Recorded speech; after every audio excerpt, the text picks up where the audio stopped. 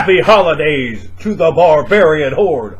Your main man returns, freshly shaven and well shorn, almost 2014. So glorious tidings of Festivus to all of you out there. Swing your axe high. Before we get into our topic for today's video, remember, within the Ring of Fire, 77 Thrones, the Theological Codex and Saga book, now both available on drivethrurpg.com in physical copies. You can get hardbacks of both, and this also comes in softback as well. Two choices for you. Also, if you want to get PDFs, I have PDF bundles. Just send me a PM here or hit me on Facebook and you get a PDF bundle on not only the books that are out, but all the upcoming books. The next book hopefully out by the end of January. And the book after that, I just got back from my editor, book number 4 today. So we're getting closer and closer just to having hordes of Within the Ring of Fire books out there to titillate your mind. Get your copies today. PM me if you want to get that special PDF bundle deal and save some dollars in your bank account or in your PayPal account. Who could know? And who will know? But you will know. And know this. I'm talking about a topic that I've seen a large number of videos for people out there. My man Snow Monkey posted one up. I think he started it. Snow Monkey always starting something. Now, what it is what is the GM's role? The Game Master, the Dungeon Master, the Oracle, the Flame Tender, the Keeper, what have you. For me, it can vary slightly from game to game, from genre to genre. That's something that's rather important to bring up. A storyteller, in the way that they're directed, is going to be different than a Dungeon Master. It's going to be a little bit different than a Flame Tender. These ideas can function ever so slightly differently, particularly depending on the amounts of combat you have. Also largely dependent upon whether you engage in the Theater of the Mind experiment, Theater of the Mind magazine on sale now, or a drive-through-RPG, or you engage in, this hex-based a quasi-board game sort of play that, quite frankly, you all know what I think about that. Take all those grids, take all those minis, and right into a can, and the gasoline comes up. Make your own Ring of Fire organically out of that sort of item. But if you're using those sort of things, it brings a different style to what a Game Master is, to what you're doing as a Game Master.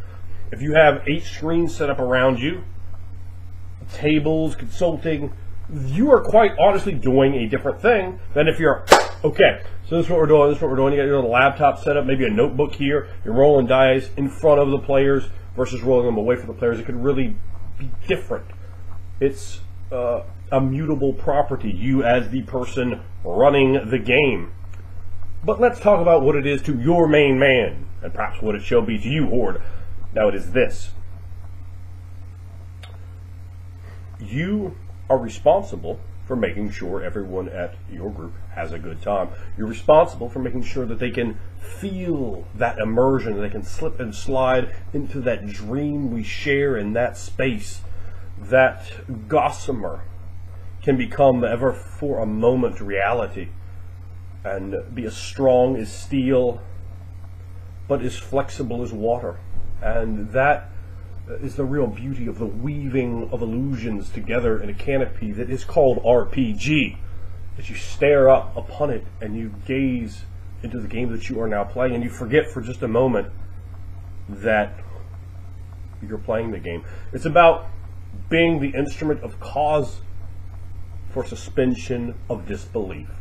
I believe that's probably the easiest way to sum up what a Flame Tender is, what a Game Master is.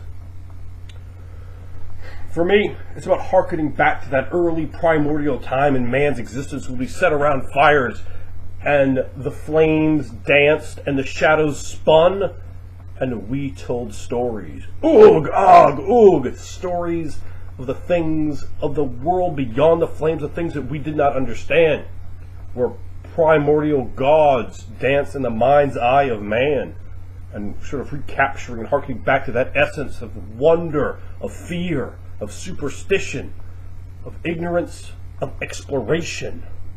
Those sort of themes and tones, I think, are really what comes in for a game master when you apply to these brave new vistas, new worlds to uncover, whether it's a world of darkness, just a world ever so slightly different, yet still different from our own, or it's a world like Vega Theo that is vastly different, applying physics that are completely different than the reality we have come to know.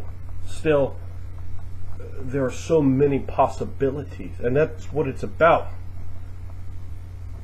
It's about here.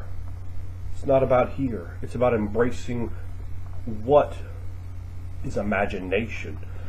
So for me, the worst thing you could really do as a game master is closing yourself off, putting blinders on and just trudging through. It's not a trudge, it's a wondrous, beautiful journey of exploration of the mind, and that, my friend, that is what I come back to the game over and over and over and over again for over 25 years. That beautiful journey, and it's not done for me yet, and it's not done for you yet. And even if you've been gone for a decade, for 2 decades, for 3 decades, man, it's just the next game away.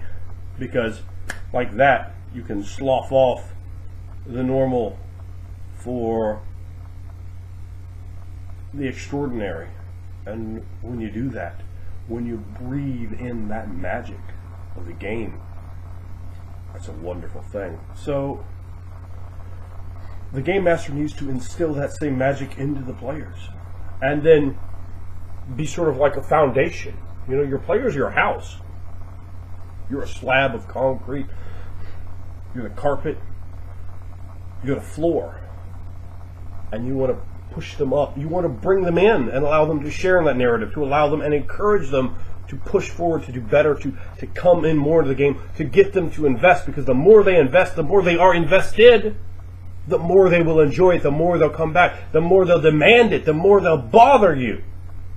And that's the kind of bother that, if that bothers you, there's something wrong with you, because it's wonderful when people are appreciating the art that you're putting out there to such a great degree that they want it, they have to have more of it.